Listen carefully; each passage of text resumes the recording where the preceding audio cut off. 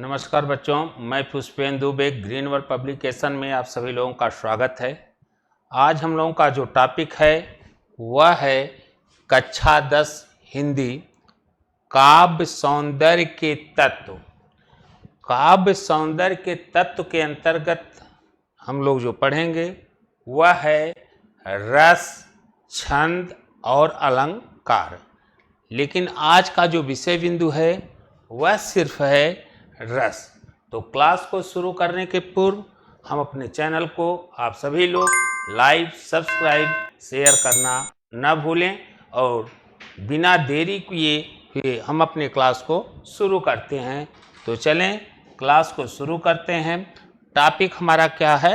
रस। तो रस के संदर्भ में सबसे पहले जानने कि रस है क्या। रस, जब हम रस की बात करते हैं तो इसका क्या अर्थ लिया जाता है, इसका शाब्दिक भाव क्या आता है, और वही रस जब काव्य के माध्यम से हमारे हृदय में बोध कराता है तब हम उसका क्या अर्थ लेते हैं। रस का अर्थ है स्वाद से, लेकिन हम काव्य के अंतर्गत जब रस की बात करते हैं बच्चों, तब रस का जब हम काव्य के रूप में लेते हैं, काव्य के अंतर्गत रस की परिभाषा को लेते हैं, तो काव्य में रस का अर्थ होता है आनंद। रस का मूल आशय क्या है? आनंद प्राप्त। रस का जो शाब्दिक अर्थ है काव्य के क्षेत्र में आनंद। तो रस से आनंद कैसे मिलता है? रस का जो शाब्दिक अर्थ है वो क्या है? आनंद। आनंद कैसे मिलता है? जबकि रस में जहाँ रति है वहीं हास है, वहीं शोक है, वहीं उत्साह है, लेकिन रस में हमें केवल आनंद की बात क्यों करते हैं, जबकि करुण भी तो है, निर्वेद भी है, विभत्स भी है। लेकिन हम रस का जब अभिप्राय करते हैं, प्रयुक्त करते हैं इसको, तो किस रूप में? आनंद के रूप में। यह इसलिए करते हैं, क्यों किया जाता है, इसका भाव हम आनंद से लेते हैं। क्यों? शोक भी है, विभत्स भी है, निर्वेद होते हुए भी से हम जब चर्चा में करते हैं तो आनंद से, क्योंकि यह स्वयं पर घटना नहीं है, बल्कि यह घटनाओं का जो जिक्र होता है, और वह जिक्र कहाँ किया जाता है? काव्य के अंतर्गत। कहाँ किया जाता है? काव्य के अंतर्गत, कविताओं में। तो यहाँ कहा जाता है कि काव्य को पढ़ने, किसको पढ़ने में? काव्य को पढ़ने और सुनने में, काव्य को पढ़ने और सुनने में जिस प्रकार के आनंद की अनुभूति होती है, कोई कविता जब हम पढ़ते हैं, चाहे पढ़ते हों चाहे उसको क्या करते हों, सुनते हों, उस पढ़ने और सुनने में जिस प्रकार से कि आनंद की अनुभूति होती है, रचना है नाट्य शास्त्र। भरत मुनि ने अपने नाट्य शास्त्र के अंतर्गत, अपने किसके अंतर्गत? नाट्य शास्त्र के अंतर्गत भरत मुनि ने की रचना का क्या है? नाट्य शास्त्र। इस नाट्य का शास्त्र के अंतर्गत रस की सर्वप्रथम परिभाषा दी है। इस नाट्य शास्त्र में परिभाषा किसकी दी गई है? नाट्य शास्त्र के अंतर्गत परिभाषा दी गई है किसकी? रस की।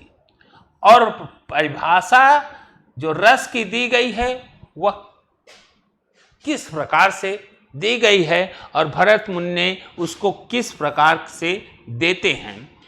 भरत मुनि ने कहा, नाट्य शास्त्र के अंतर्गत वर्णित किया कि विभावानुभाव, इन्होंने क्या वर्णन किया? विभावानुभाव, विभावानुभाव, विभावानुभाव, विभावानुभाव संचारी भाव, विभावानुभाव संचारी भाव, संयोगादृश्य, संयोगादृश्य निष्पत्ति रस। भरत मुनि ने अपने नाट्य शास्त्र में रस की परिभाषा देते हुए क्या कहा? विभावानुभाव संचारी भाव संयोगादृश्य निष्पत्ति रस। यह पहली परिभाषा रस की दे रहे हैं। इसका आशय क्या है? इसका आशय है विभाव, अनुभाव, विभाव, अनुभाव और संचारी भाव, विभाव, अनुभाव और संचारी भाव। यहां क्या शब्द दे रहे हैं? संयोग, अर्थात विभाव, अनुभाव और संचारी भाव के संयोग से, मेल से। जब विभाव, अनुभाव और संचारी भाव आपस में मिलते हैं तभी क्या निकलता है? तब रस की निष्पत्ति होती है, रस की उत्पत्ति होती है। रस की उत्पत्ति में क्या होगा कि विभाव, अनुभाव और संचारी भाव का संयोग, मेल ही रस कहलाता है। अब इन सूत्र के आधार पर इन्होंने जो कहा, हम इसके आधार पर यह कह सकते हैं कि भरत मुनि ने इस सूक्त के आधार पर यह बताने का प्रयास किया कि रसों की कुल संख्या 8 है। भरत इस सूत्र के आधार पर रसों की कुल संख्या कितनी है? 8 है। और इन 8 रसों के 4 तत्व का वर्णन किया है। रस 8 हैं, तत्व कितने हैं? 4 तत्व हैं। रस 8, तत्व कितने हैं? 4। और 4 तत्व जो हैं यही आपके हैं। पहला इसमें कौन सा है? अस्थाई भाव। पहला तत्व क्या है? अस्थाई भाव। पहला तत्व क्या है? अस्थाई भाव। दूसरा है विभाव।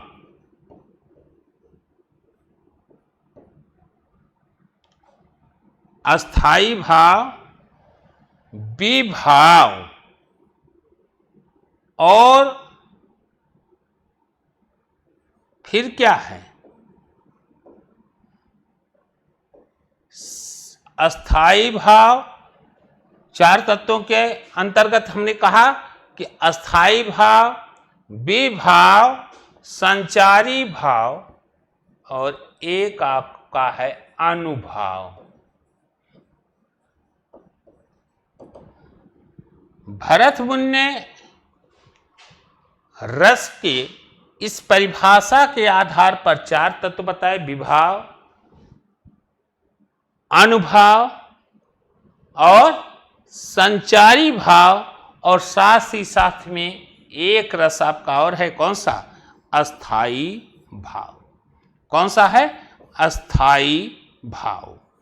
तो चलें पहले हम इसके तत्व के संदर्भ में जानने का प्रयास करते हैं। आप क्लियर हो गए होंगे कि रस का अभिप्राय क्या है? आनंद है। आनंद की अनुभूति होती है कब? कविता, काव्य। को पढ़ने और सुनने में जो हमें आनंद की अनुभूति होती है उसी को क्या कहा गया? रस। रस की सर्वप्रथम परिभाषा किनके द्वारा दी जा रही है? भरत मुनि के द्वारा। भरत मुनि ने क्या कहा? विभावा अनुभाव संचारी भाव संयोग दृश्य निष्पत्ति रस। फिर इसी सूत्र के आधार पर रस के 4 तत्व बता दिए गए। 4 तत्व कौन से बताए गए हैं? अस्थाई भाव, विभाव, अनुभाव और संचारी भाव। यहां एक बात और है कि भरत मुनि ने रसों की संख्या पर अगर जाएंगे, तत्वों पर नहीं, तत्व तो यहां 8 बताए हैं, जबकि कुछ विद्वान रसों की संख्या को 9 बताते हैं, जिसमें से अगर कहें आचार्य मम्मट, कौन कौन से? आचार्य मम्मट,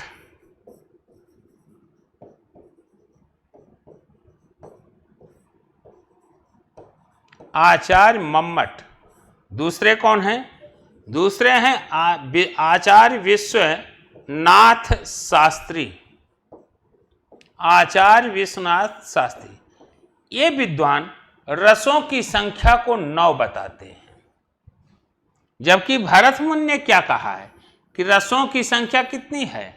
8 है। यह जरूर याद रखना कि अगर भरत मुनि ने रसों की संख्या को कितनी बताई तो वहां 8, लेकिन है रस कुल 9, और वर्तमान के विद्वानों के द्वारा इसे 11 के रूप में भी कहा जाने लगा है। बात आती है कि भरत मुनि ने 8 इसलिए कहा कि 8 रस नाट्य शास्त्र में, नाट्य कला में पूरी तरह से दिखाई देते हैं, प्रदर्शित किए जाते हैं, जबकि शांत रस को वहां नहीं किया जाता। इसी आधार पर भरत मुनि ने रसों की संख्या क्या बताई है? 8 बताई है। चलते हैं अब हम लोग रस के जो 4 तत्व हैं, उन चारों तत्वों की परिभाषा जो प्राय पूछी जाती है उसे जानने का प्रयास करते हैं। तो रस बना किससे आप क्लियर हो गए, और इसी तत्वों, इसी के आधार पर यह तत्व निर्धारित हुए, और इन तत्वों के आधार को देखा जाए तो रस के जो 4 तत्व बताए गए हैं, उन 4 तत्वों में पहला हम क्या लेते हैं? अस्थाई भाव। पहला क्या है? अस्थाई भाव। अस्थाई भाव क्या है? पहले हम इसे जानिए। अस्थाई ये तो भाव है। भाव कैसा है? अस्थाई। नाम से ही दृश्य को पता हो जाता है कि एक ऐसा भाव जो हमेशा मानव हृदय में अस्थाई रूप से विद्यमान हो। मनुष्य के हृदय में एक ऐसा भाव जो हमेशा उसके हृदय में क्या हो? विद्यमान हो। अस्थाई रूप से उसके हृदय में क्या हो? विद्यमान हो। तो जो भाव प्रत्येक मनुष्य के अंतर्गत, ज्यादा कम हो सकते हैं, लेकिन यह कहा जाता है कि यह भाव प्रत्येक मनुष्य के अंतर्गत विद्यमान रहता है। अब यह अस्थाई भाव जो प्रत्येक मनुष्य के अंतर्गत सदैव विद्यमान रहता है, वही क्या है? वही अस्थाई भाव है। वही क्या है? अस्थाई भाव है। लेकिन फिर अगर यहां इन शब्दों को तोड़ दिया जाए तो भाव क्या है? अस्थाई है। लेकिन अगर हम कह दें अगर अस्थाई भाव है, तो कुछ भाव ऐसे भी हैं जो अस्थाई भी नहीं होते हैं। तब यहां आपको कहना है कि अस्थाई भाव वह भाव है जो मानव हृदय में अस्थाई रूप में सबके हृदय में विद्यमान होते हैं। अब यहां कह सकते हैं कि अस्थाई भाव तो उसे कहा, लेकिन यहां पर भाव भी है।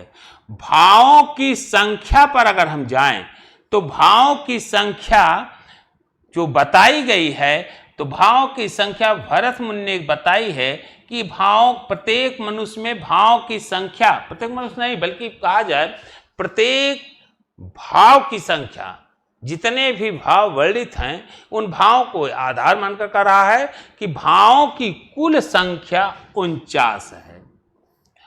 भाव की कुल संख्या कितनी है? 49 है।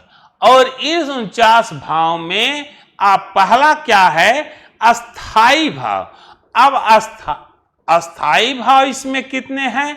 तो भरत मुनि को अगर हम आधार बनाते हैं तो भरत मुनि के अनुसार अस्थाई भाव की संख्या कितनी है? अस्थाई भाव की संख्या कितनी है? तो आप कहेंगे अस्थाई भाव की संख्या 8 है। अस्थाई भाव की संख्या कितनी है? 8 है। अब अस्थाई भाव की संख्या 8 है। फिर कहा जाता है कि यही अस्थाई भाव जो प्रत्येक मानव हृदय में विद्यमान है, यही अस्थाई भाव जो प्रत्येक मनुष्य के अंतर्गत क्या है? विद्यमान है।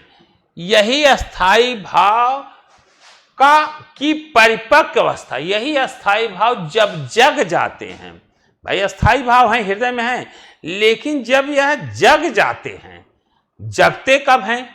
कुछ देखकर, बिना देखे बिना अनुभूत किए जगेंगे नहीं। यही अस्थाई भाव जब जग जाते हैं, या यह कह सकते हैं कि इन्हीं अस्थाई भाव की परिपक्व अवस्था को, अस्थाई भाव की कौन सी अवस्था? परिपक्व अवस्था को ही, परिपक्व अवस्था को ही, अस्थाई भाव की परिपक्व अवस्था को ही रस कहा जाता है। क्या कहा जाएगा? रस। तो प्रत्येक मानव हृदय में क्या है? अस्थाई भाव विद्यमान है, और अस्थाई भाव ही हमारे क्या बनते हैं? अस्थाई भाव ही हमारे क्या होते हैं? रस बनते हैं। यही अस्थाई भाव जब परिपक्व ना समझ पाए, जब जग जाते हैं, जब जग जाते हैं, तो जैसे ही ये जगते हैं वैसे ही किसकी उत्पत्ति हो जाती है? रस की।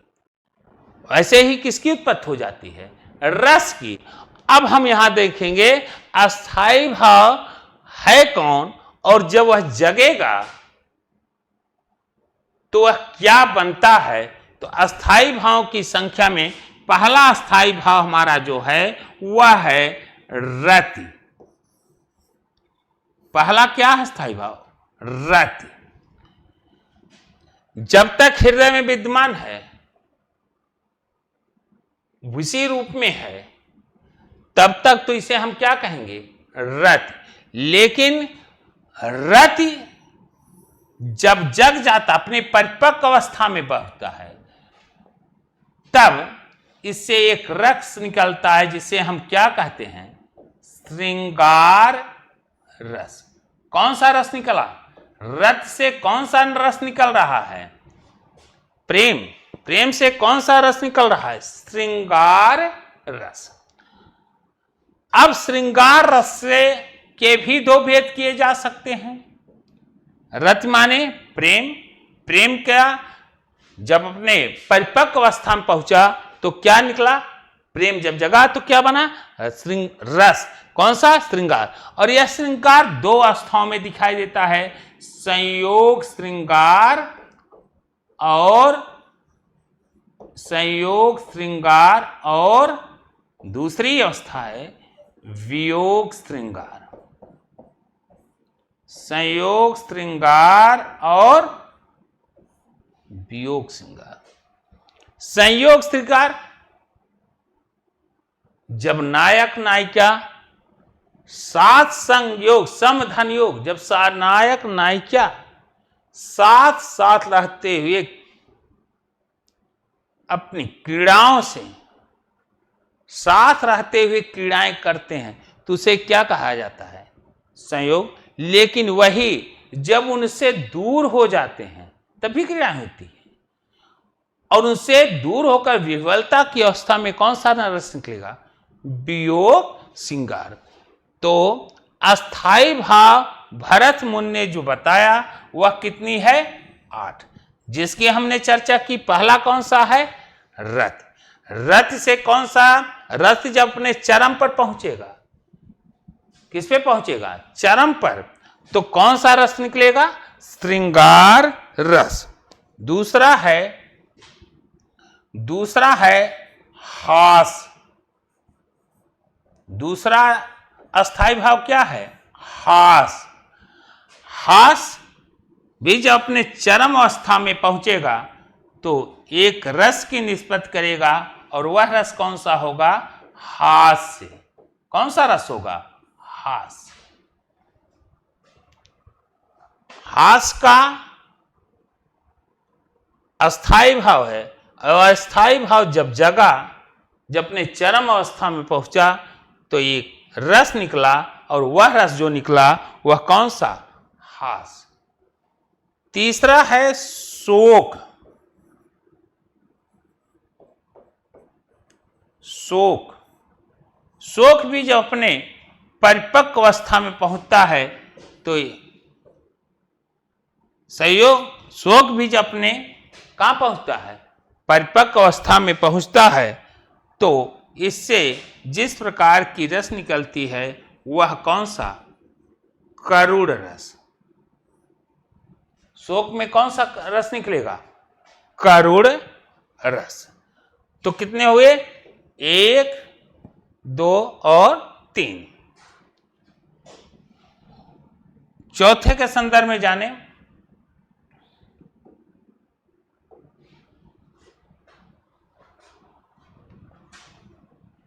अस्थाई भाव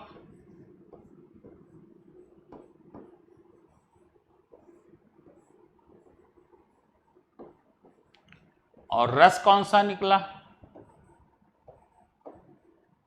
शोक से क्या निकला?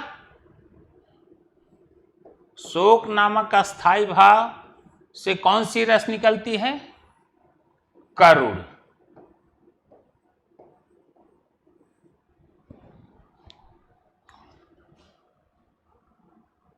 अगला हमारा है क्रोध। क्रोध। क्रोध नामक जब अस्थाई भाव जगता है, तब प्रत्येक व्यक्ति के अंदर रौद्र रूप का ले लेता है। तो क्रोध जब अपने परिपक्व अवस्था में पहुंचता है तो किस प्रकार का रस देता है? रौद्र रस। रौद्र रस की निष्पत्ति होती है। अगला हमारा है उत्साह।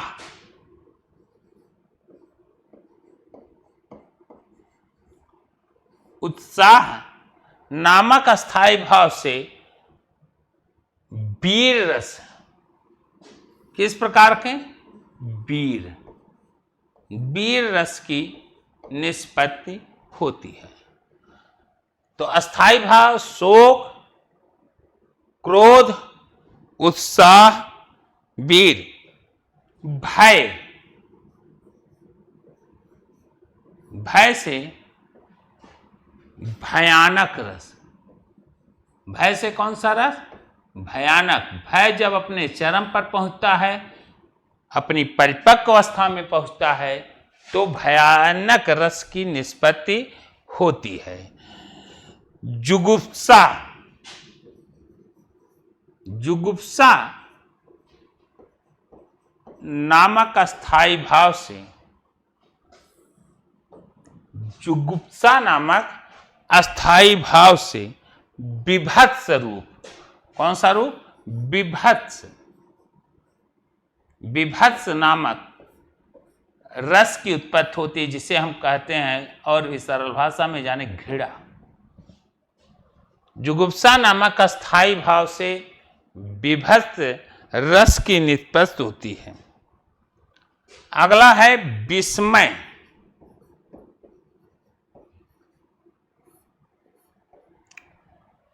विस्मय से जब अपने चरम बिंदु पर पहुंचता है तो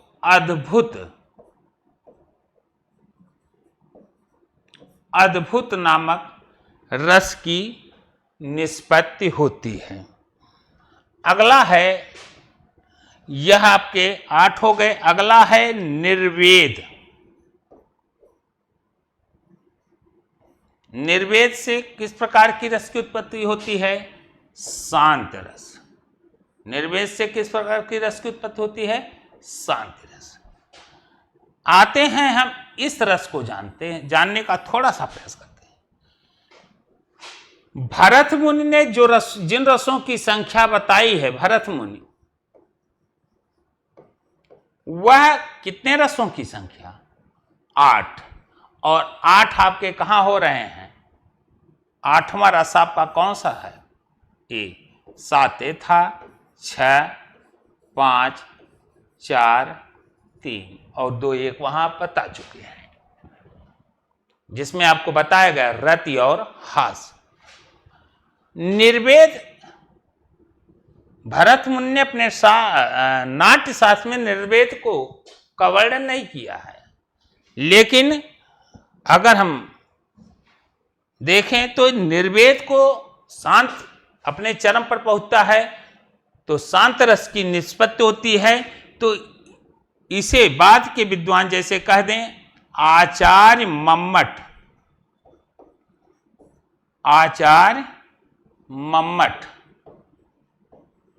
एवं आचार्य विश्वनाथ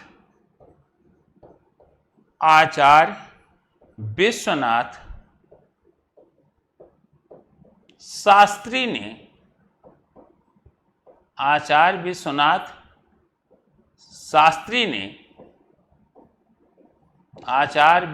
शास्त्री ने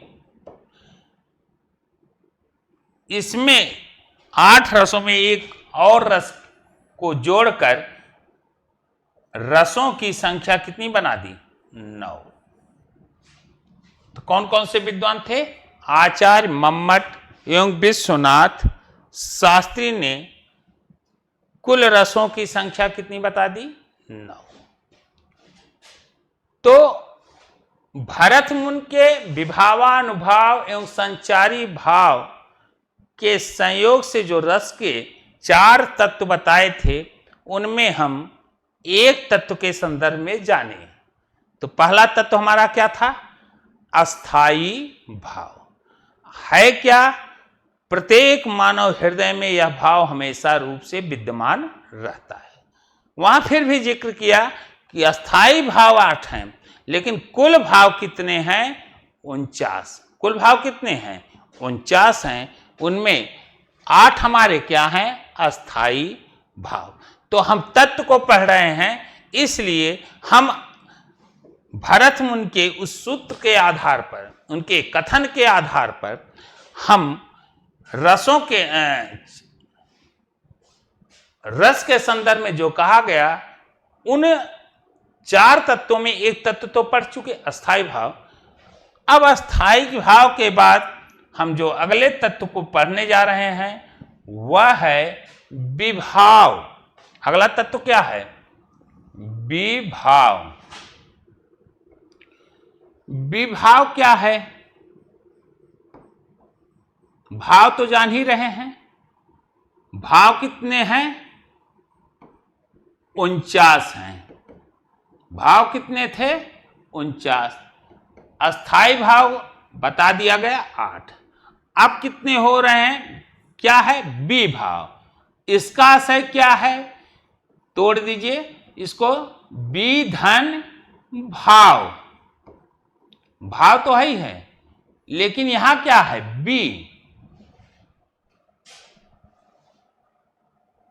बी उपसर्ग लग गया, तो भाव में वी उपसर्ग लग करके क्या बना? जैसे ज्ञान में हम क्या लगा देते हैं? वी, तो क्या बन जाता है? विज्ञान। ज्ञान था, आज भी है, सदियों पहले भी था ज्ञान अनवरत, लेकिन आज का ज्ञान किस रूप में जाना जा रहा है? विज्ञान। उसी क्रम में विभाव किससे बन रहा है? बी धन भाव। इसका असर क्या है? भाव तो है, लेकिन यह कैसा भाव है? बी, विशेष भाव। कैसा भाव है? विशेष भाव। अब विभाव है क्या, इसे जानने का, कैसे विशेष भाव होता है, किस प्रकार से मानव हृदय में विशेष भाव आ जाता है। अस्थायी भाव तो आया, चलो जगा, लेकिन यह विशेष भाव कब आता है? विशेष भाव तभी आएगा जब किसी परिदृश्य, किसी विषय वस्तु, किसी के रूप, गुण, धर्म, क्रियाकलाप आदि को देखकर, किसी परिदृश्य को, किसी के क्रियाकलाप का, किसी का सहयोग देखकर, किसी से नफरत देखकर, व्यक्ति के हृदय में ऐसे परिदृश्यों को, ऐसे विषय बिंदुओं को देखकर व्यक्ति के हृदय में एक विशेष भाव जगता है, और यही विशेष भाव ही क्या है? विभाव। और भी सरल जाने, मान लीजिए आप पढ़ रहे हैं, आप अपनी स्टडी रूम के अंतर्गत भगत सिंह का फोटो लगाए हैं, और उस फोटो के देख करके आपके अंदर जो भाव जगेगा वह एक अलग किस्म का है, और उस फोटो को देखकर जो आपके हृदय में भाव जगा वही क्या है? विभाव है। कमरे से निकल करके मार्केट में जा रहे हैं, किसी ऐसे व्यक्ति को देख रहे हैं जो किसी निरीह व्यक्ति को बिना मतलब से अपशब्दों का प्रयोग कर रहा है। वह निरीह व्यक्ति सुन रहा है, बिना गलती के उसके द्वारा डांटा जा रहा। अब यह दृश्य देख करके वह गाली देने वाले के व्यक्ति के प्रति आपके मन में जो भाव उठा वही क्या है? विभाव। तो विभाव होता क्या है? जब किसी कारण को, विभाव क्या है यहां मूल बात पर है, जब हम किसी कारण को देखते हैं, किसी भी कारण को क्या देते हैं? देखते हैं। किसी परिदृश्य को हम क्या करते हैं? देखते हैं। और उस देखने के बाद हमारे हृदय में जो भाव भंगिमाएं होती हैं, भाव उठते हैं, उसी को क्या कहा जाता है? विभाव। क्या कहा जाएगा? विभाव। और यह विभाव दो रूपों में है। आलंबन। कौन कौन से हैं? आलंबन। और दूसरा है उद्दीपन। आलंबन और उद्दीपन। विभाव क्लियर हो गया? विभाव क्या है? कारण है जिसको देख करके हृदय में भाव उत्पन्न हो। सुदामा को देख करके श्री कृष्ण के हृदय में एक मित्रता का जो भाव उमड़ा, वह मित्रता का भाव उनके परिदृश्य, फटे पुराने कपड़े, दीनहीन दशा को देख करके जो इनके हृदय में एक भाव उठा, वही भाव क्या है? वह परिदृश्य क्या है? वही कारण ही क्या है? विभाव है। कारण ही क्या है? विभाव है। और विभाव के कितने भेद किए गए? दो भेद कर दिए गए, आलंबन और उद्दीपन। आलंबन का अर्थ होता है सहारा पाना। सहारा क्या? कोई किसी को देखता है, अब जिसको कोई किसी भी वस्तु को या व्यक्ति को या फिगर को या किसी भी चीज को देखता है, तो जिसको देखता है और जिसको देख करके मन में भाव उत्पन्न होता, दो कंडीशन होंगे, कुछ देखे और देखने के बाद आपके हृदय में कुछ भाव उठा। जिसको आपने देखा और उसके देखने से आपके मन में भाव उठा, तो जिस परिदृश्य को, जिस व्यवस्थाओं को, जिस फिगर को देख करके मन में भाव उठा, जिसको देख करके मन में भाव उठा, जो कारण बना, उसी को कहा, अब यहां क्या कहा जा रहा है, उसको कहा जाता है विषयागत आलंबन। क्या कहा जाएगा? विषयागत आलंबन। क्या हो गया? विषयागत आलंबन। क्लियर? और जिसके हृदय में भाव उठा, जिसके हृदय में क्या उठा? भाव उठा, वह क्या हो गया? आश्रयगत। आश्रयगत आलंबन। दो भाव उठ रहे हैं, एक क्या है? विषयागत आलंबन, दूसरा आश्रयगत। विषयागत, जिस विषय को देखकर, जिस विषय वस्तु को देखकर आपके हृदय में भाव उठा, जिसको देखकर उठा, वह विषयागत होगा। और जिसके हृदय में देखकर ये भाव जगा, वो क्या होगा? आश्रय। तुलसीदास की पंक्ति के माध्यम से हम समझने का प्रयास करते हैं।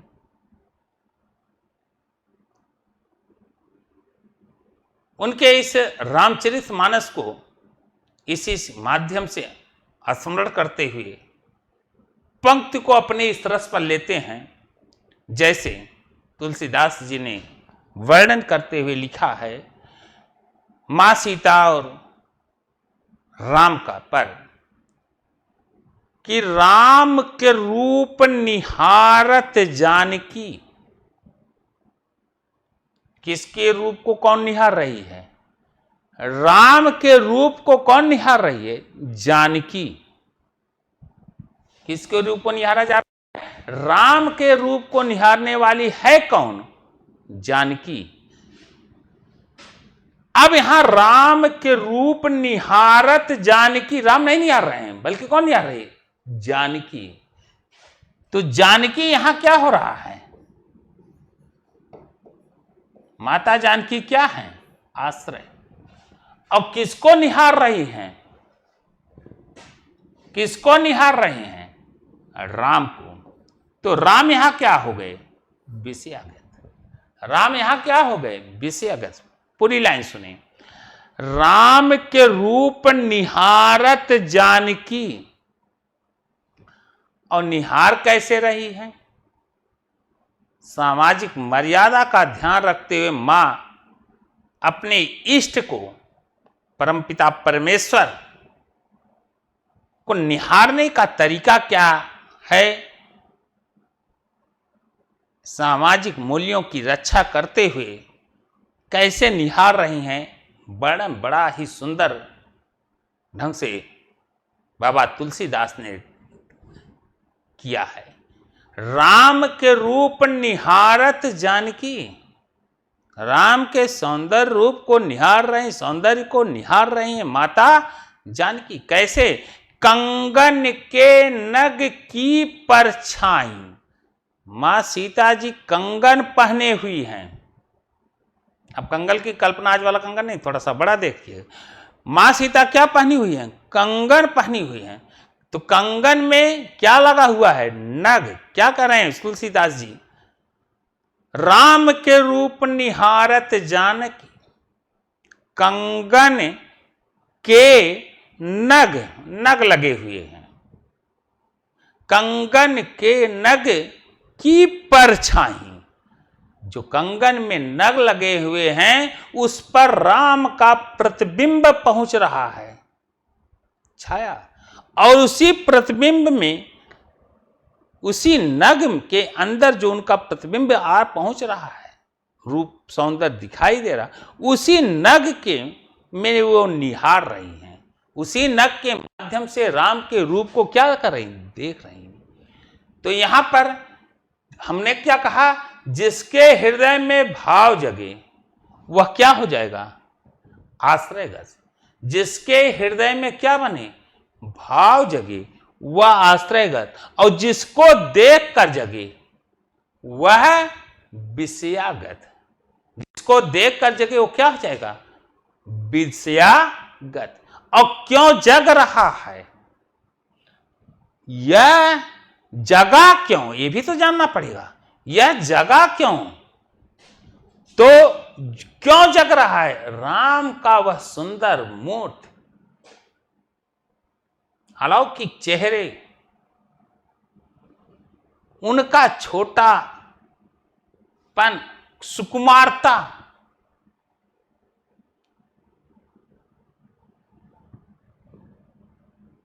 और वन में उनके जिस स्थल पर खड़े हैं उनके उस बीच में उनकी सुकुमारता, उनकी सौंदर्यता, यही क्या है, मां सीता को क्या कर रही, आकृष्ट कर रही, खींच रही है। तो यही सुंदरता, यही व्यवस्था क्या हो जाएगा, उद्दीपन। तो उद्दीपन किसके साथ आएगा, विषया। विषयागत के अंतर्गत जो गुण, जो उस आश्रयगत को लालायित कर रहा है, जो धर्म, जो कर्म, वह जो स्थान, परिवेश की जो परिदृश्य है, वही क्या है, उद्दीपन है। और जिसकी वजह से यह उद्दीप्त करके उद्दीप्त किया, तो उद्दीपन किसके साथ, विषयागत। उद्दीप्त कौन हो रहा, आश्रयगत। आश्रय तो आलंबन के अंतर्गत हमने क्या कहा, विभाव के दो भेद हैं, आलंबन और उद्दीपन। आलंबन क्या है, विषयागत। विषयागत माने जिस विषय वस्तु को देखकर भाव जगे, और जिसके हृदय में जगे वह क्या है, आश्रयगत। विषयागत का जो भाव जगा वह का परदेश। अब विषयागत का उद्दीप्त क्या होता है, कहीं कहीं प्रकृति पर चलें, नदियों का झरझराना, प्रकृति का सौंदर्य, फूलों का खिलना, एकांत में मिलन, ये सब क्या है, यही उद्दीप्त करते हैं। तो यहां पर यह किसके साथ जुड़ा, उद्दीपन के साथ। किसके साथ जुड़ा, उद्दीपन के साथ। तो हम रस के 4 तत्वों के अंतर्गत अब पढ़ चुके हैं। पहला तत्व हमारा क्या था, अस्थाई भाव।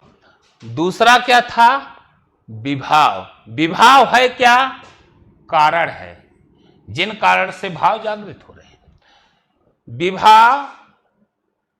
अगला है अनुभाव। अगला हमारा क्या है, अनुभाव। यहां इसको समझने का प्रयास करते हैं।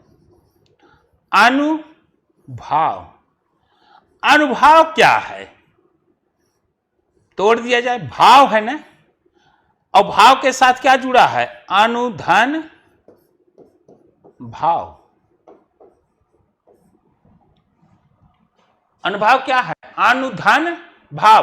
अनु माने उपसर्ग है, भाव माने भावों के पीछे जो आपके हृदय में भाव जगा, आपके हृदय में क्या हुआ, भाव जगा। इन भावों के पीछे जो मनः दशा, मनः स्थिति आपकी क्रियाएं कर रही हैं, उस भाव जगने के बाद जो आप उस परिपेक्ष में आप अपनी क्या कर रहे हैं, क्रीड़ाएं कर रहे हैं, जो अपने कृत्य कर रहे हैं। क्रियाओं का मतलब यहां कृत्य कर रहे हैं, वही क्या है, अनुभाव। फिर से समझिए, अनुभाव क्या है, भाव के पीछे जो मनोदशा या मनोगत भाव कार्य करती है, मनोगत क्या है, कार्य करती है, वही क्या है, अनुभाव।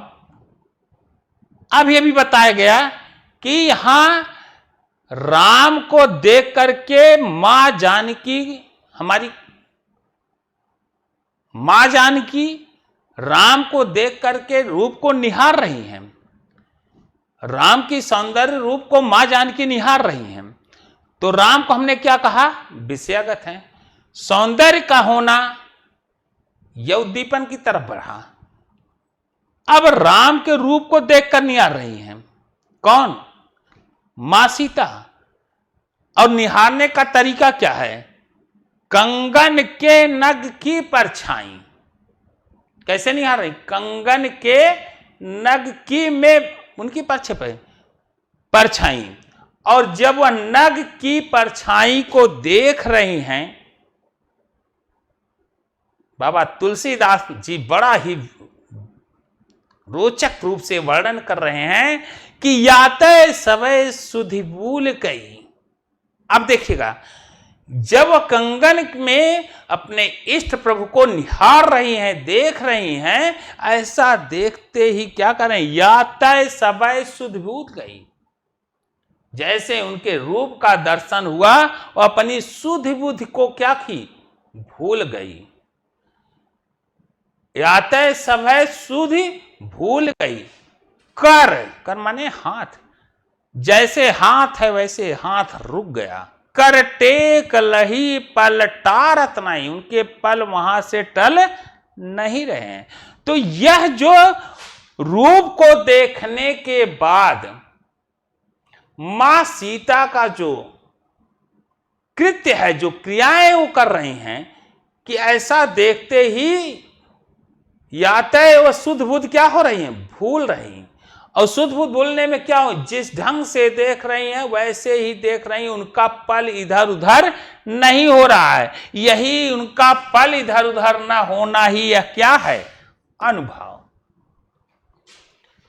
इनका मां सीता का जो रूप देखने के बाद जो उनकी क्रियाएं कार्य हो रहे हैं, यही कार्य की गति, यही कार्य होने की सिलसिला है।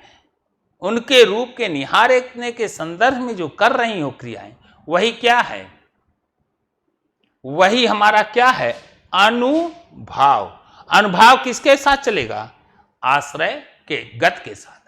भाव के पीछे जब भाव उमड़ा, और भाव उमड़ने के बाद अगर आपके हृदय में देखे भाव जगा, उस भाव के जगने के बाद जो आप कार्य कर रहे हैं, वही है क्या? अनुभाव। यह शारीरिक रूप से अगर कहा जाए तो जानबूझकर भी किया जाता है। यह क्रियाएं जानबूझकर भी होती हैं, और अगर कहा जाए शारीरिक क्रियाएं द्वारा जानबूझकर भी किया जाता और वैसे भी हो जाता है। तो जब शारीरिक द्वारा जानबूझकर किया जाता है तो उसे कायिक अनुभव कहते हैं। तो ये क्लियर हो गया होगा। जानबूझकर किया जाना, कोई ऐसी चीज आप देख रहे हैं और देखने के चक्कर में आगे बढ़ गए, मान लीजिए वही परिदृश्य आप पुनः देखना चाहते हैं। अब देखने के लिए आपकी लालसा तो है, लेकिन आप पीछे देख नहीं समझते, आपके समाज है, आपकी व्यवस्था है। उसे देखने के लिए आप क्या करेंगे? रुकने का जो सिस्टम डालेंगे, साइकिल से हैं तो साइकिल रोक देंगे या चैन उतार देंगे या जो भी व्यवस्था करेंगे, यही कृत्य आपका करना ही क्या है? अनुभव है। तो बढ़ते हैं आगे। तो चार तत्वों में हमने क्या कहा? अस्थाई भाव और विभाव, तीसरा क्या था? अनुभव और संचारी भाव। अगला क्या है? संचारी भाव। तो थोड़ा सा यहां समझें, विभाव हमारे कितने थे? भाव हमारे कितने हैं? 49। अस्थाई भाव यहां कितने हैं? अस्थाई भाव हम कितने बताए थे? 8। सात्विक भाव भी है। प्रकृति द्वारा जो क्रियाएं जानबूझकर नहीं स्वतः हो जाती हैं, तो ऐसे भाव भी हमारे यहां हैं। कितने? सात्विक 8। और अब की बार जो आपको पढ़ना है वह हमारा क्या है? संचारी भाव। यह 33 हैं। संचारी भाव की संख्या कितनी है?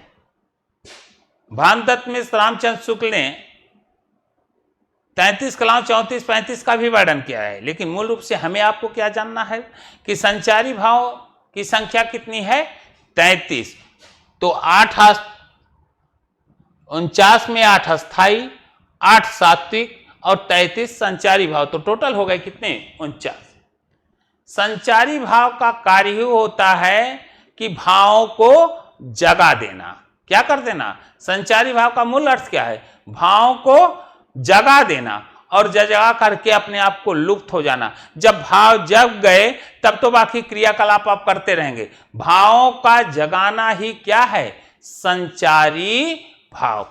भाव को जगा देना ही हमारा क्या कहलाता है? संचारी भाव। तो इन 4 तत्वों को हम पूरी तरह से पढ़ लिए। अब कक्षा 10 के सिलेबस के आधार पर देखा जाए तो विभाव, अनुभाव, संचारी भाव और विभाव, अनुभाव, संचारी भाव के साथ साथ 8 हमने क्या बताया था? अस्थाई भाव। ये इसके 4 तत्व थे। और रस कितने?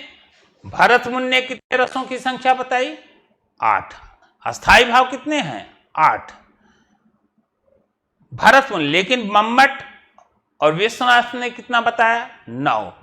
अब इन 9 रस के अंतर्गत जो 9 रस बताए गए हैं, इन 9 रसों के अंतर्गत हमारी कक्षा 10 के सिलेबस में जो 9 रस बताए गए,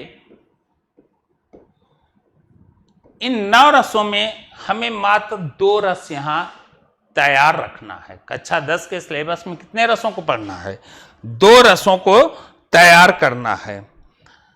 और एक रस आपका है हास्य।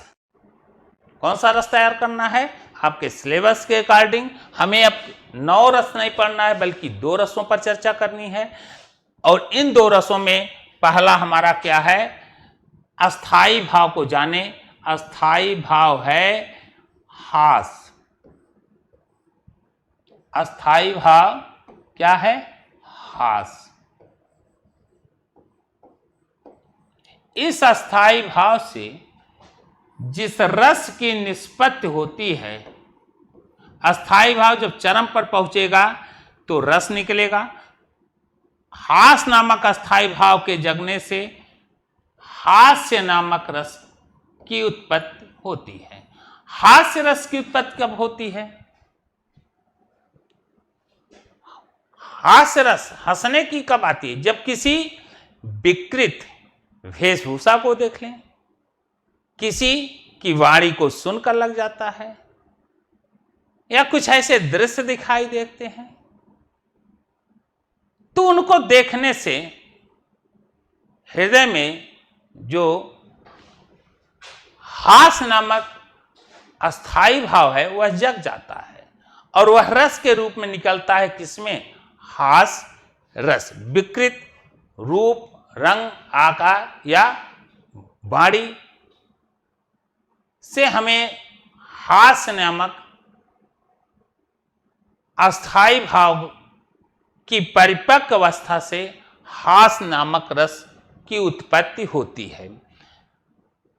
जब भी कोई विशेष घटना इस ढंग से होती है जो हृदय को खुशियों से भर देता है, देख करके सुन करके हंसी आने लगती है, तो यहां हम चर्चा करने चल रहे हैं एक ऐसे महान संत का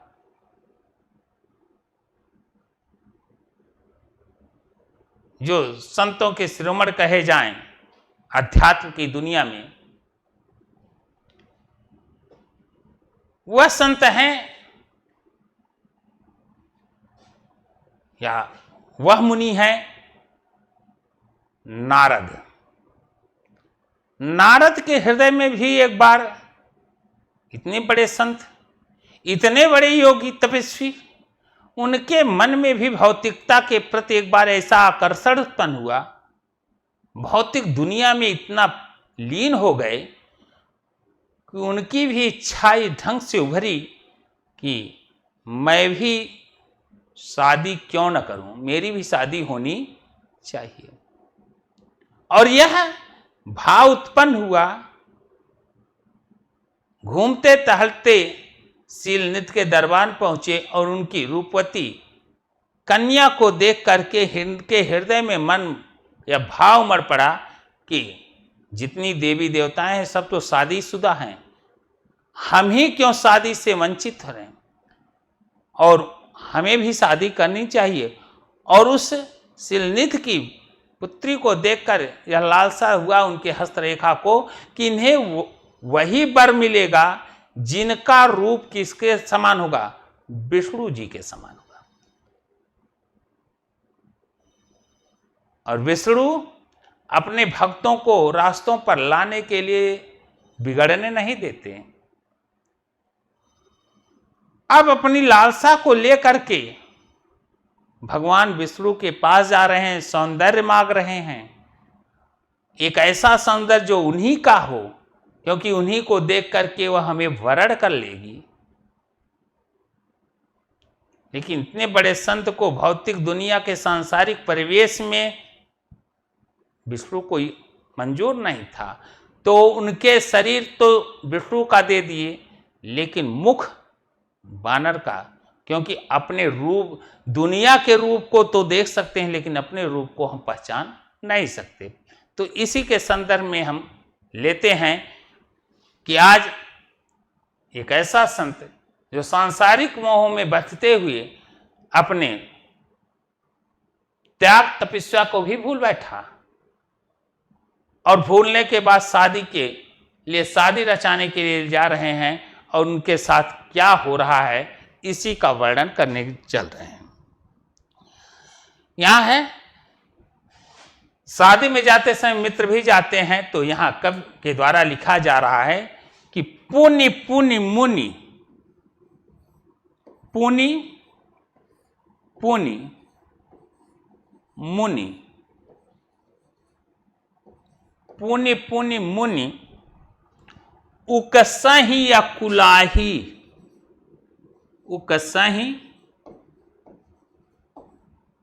उकसहि अकुलाही। पुनि पुनि मुनि उकसहि अकुलाही, कहाँ पहुंच गए हैं? जहां शादी होनी थी वहां पहुंच चुके हैं, और पहुंच करके उकलाहट हो रही है। बार बार उनके अंदर उकलाहट हो रही है, उकस रहे हैं। क्यों? क्योंकि उन्हें यह गर्व था कि हमारे जैसा सुंदर तो कोई नहीं है। और पुनि पुनि मुनि उकसहि अकुलाही, अकुलाहट हो रही हुई। पुन पुन माने बार बार निहार रहे हैं, इधर से उधर देख रहे हैं कि राजकुमारी कब आए, कब वरण करे। एक ऐसा संत अपने रास्ते से भटक होकर सांसारिक दुनिया में प्रवेश करने जा रहा। पुनि पुनि मुनि उकसहि अकुलाही। अब इनकी अकुलाहट को देखकर और कोई नहीं, बल्कि इन्हीं के साथ लगे हुए इनके उस समय के मित्र इनकी इस दशा को देख करके आनंद हो रहे हैं कि मुंह बानर और शादी रचाने गए हैं, आवरण ऊपर का पान करके विष्णु का शादी रचाने।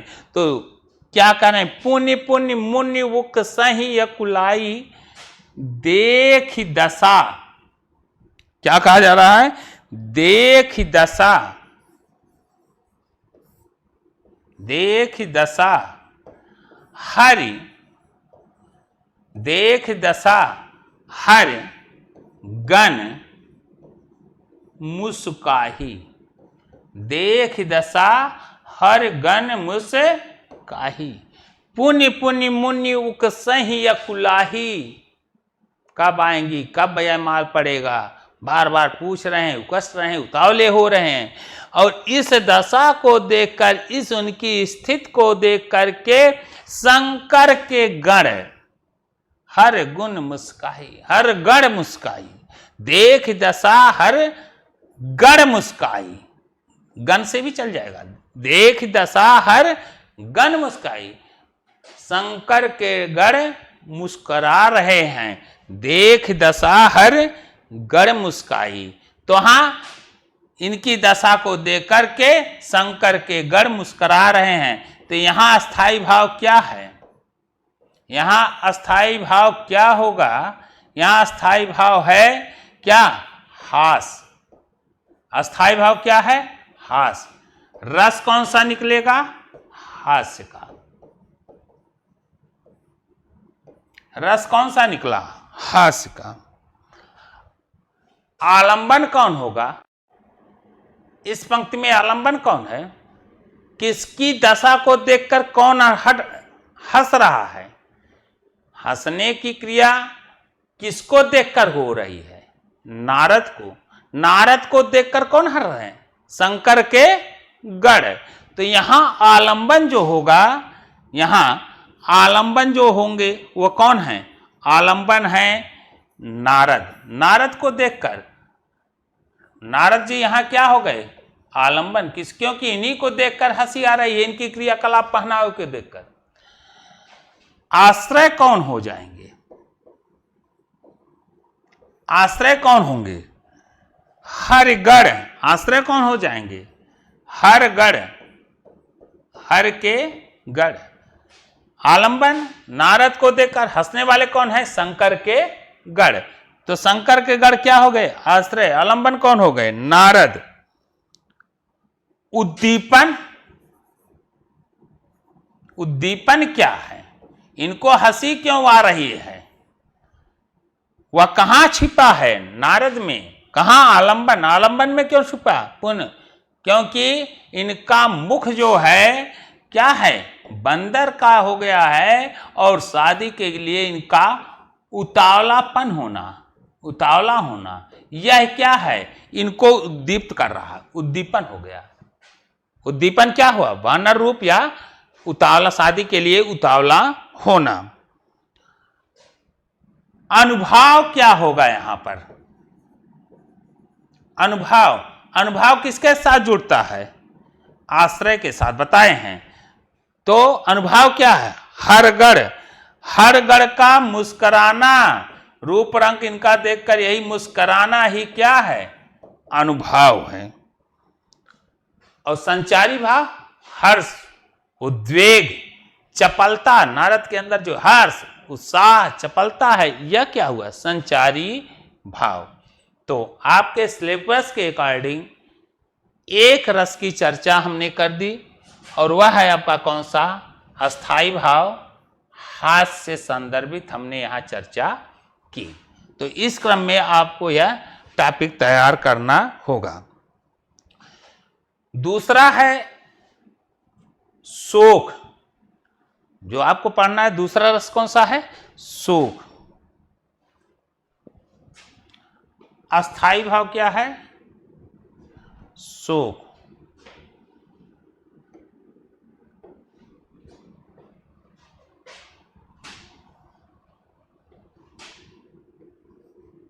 शोक। शोक से है करुण रस। शोक से कौन सा रस निकलेगा? करुण रस। अर्थात यह हमारा क्या है? अस्थाई भाव। और अस्थाई भाव जगह तो रस कौन सा निकला? करुण रस। करुण रस। शोक उत्पन्न कब होता है? जब कोई अपना प्रिय या अपने बीच का लोग हमेशा हमेशा के लिए अलग हो जाएं, हमेशा हमेशा के लिए चले जाएं, पुनः मिलने की संभावना न हो, अर्थात तो पुनः मिलने का कोई भी व्यवस्था न हो, पुनः न मिल सके। तो ऐसी स्थिति में वहां क्या होता है? शोक नामक अस्थाई भाव जगता है, और जो करुणा के रूप में निकलता है। हमेशा हमेशा के लिए संसार से विदा हो जाना, पुनः मिलन न होना, होना ही क्या है? करुण रस। आज इस प्रसंग को हम यहां उठा रहे हैं ऐसे चक्रवर्ती सम्राट राजा दशरथ के संदर्भ में कि राम को वन जाने के पश्चात उनकी यह विफलता इस हद तक हुई कि उनको अपने प्राण का उत्सर्ग ही करना पड़ा। और उनकी मृत्यु के बाद रानियों की विफलता को देखा नहीं जा रहा है। पूरा अयोध्या अपने आप को अकेला महसूस कर रहा है, सुनसान अवस्था में दिखाई दे रहा है। और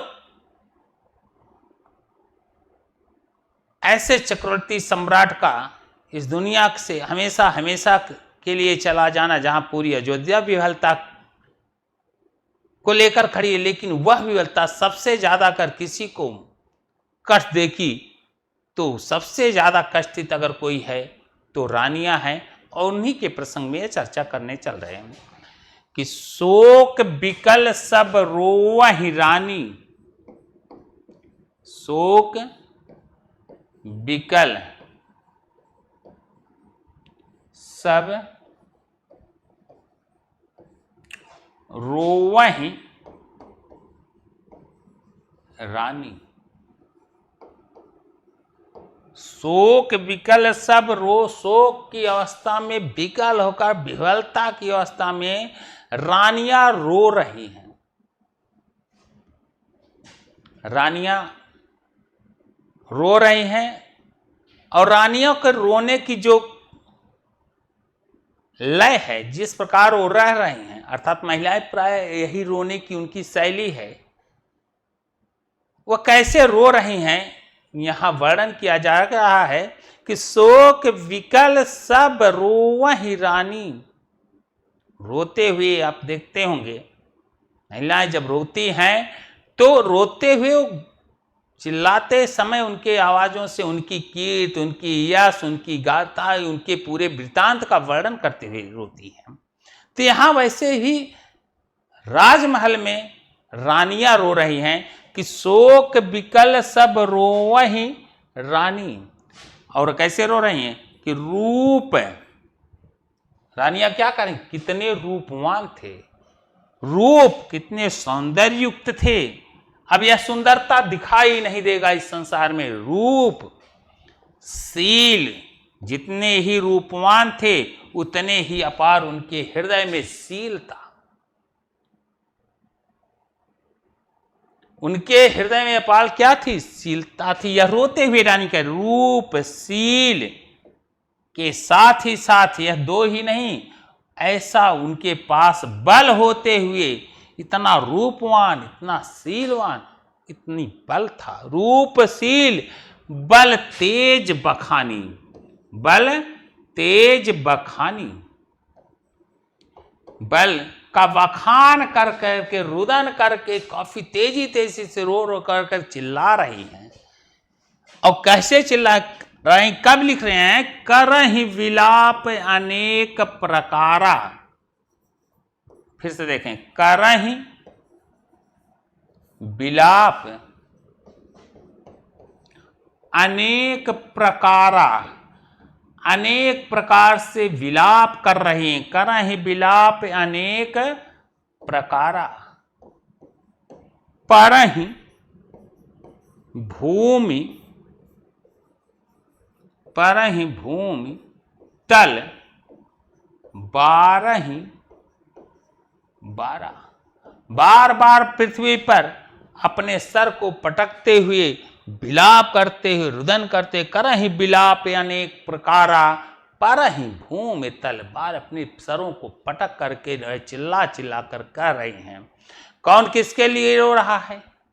फिर वही बात आई, तो कौन किसके लिए रो रहा है? रानियां दशरथ के लिए रो रही हैं। तो आलंबन कौन होगा? दशरथ। रानियां यहां क्या हो जाएंगी? आश्रय। रानियां क्या हो जाएगी? आश्रय। उनका रूप, शील, बल, उद्दीपन, और उद्दीपन के साथ आलंबन को जोड़ो। विलाप कैसे कर रही, सर का पटकना, हाथ का पटकना, चिल्लाना, ये क्या हो गया, अनुभाव। तो यह दो टॉपिक के साथ ही जो आपके सिलेबस के अंतर्गत था, एक हास्य, दूसरा शोक और करुण रस के संदर्भ में, तो यहां पर यह देखना पड़ा कि दो रस आपके सिलेबस के तहत और रस के कितने अंग हैं और रसों में की उत्पत्ति कैसे हुई, उनके तत्व कितने हैं और कितने रस माने गए हैं, और भरत मुनि ने कितना माना, बाद के विद्वानों ने क्या कहा कि रसों की संख्या है कितनी, यह वर्णन किया गया। तो एक बार फिर, शोक विकल सब रोवहि रानी, पूरा अयोध्या शोकाग्नि अवस्था में पड़ा हुआ है, रानियां विलाप कर रही हैं और विलाप करते हुए रानियों का एक नेचर होता है, औरतों का नेचर है, वह नेचर से दूर नहीं जाएंगी। नेचर क्या है, करहि विलाप अनेक प्रकार, वर्णन कर चुका हूं, विलाप को अनेक प्रकार से वर्णन करते हुए कैसे चिल्ला रही हैं। जब भी रानियां या औरतें विलाप करती हैं तो उसके गुण, उसके कर्मों का जो उसके साथ किया गया है वह पूरा चिल्ला चिल्ला कर करती है। तो यहां राजमहल में रानियां भी राजा दशरथ के गुणों को चिल्लाते हुए कह रही कि करहि विलाप अनेक प्रकारा, परहि भूमि तल बारहि बारा। इसी के साथ इस क्लास का यहीं विराम करता हूं। पुनः मुलाकात होगी अगले क्लास में। अच्छा बच्चों, जय हिंद।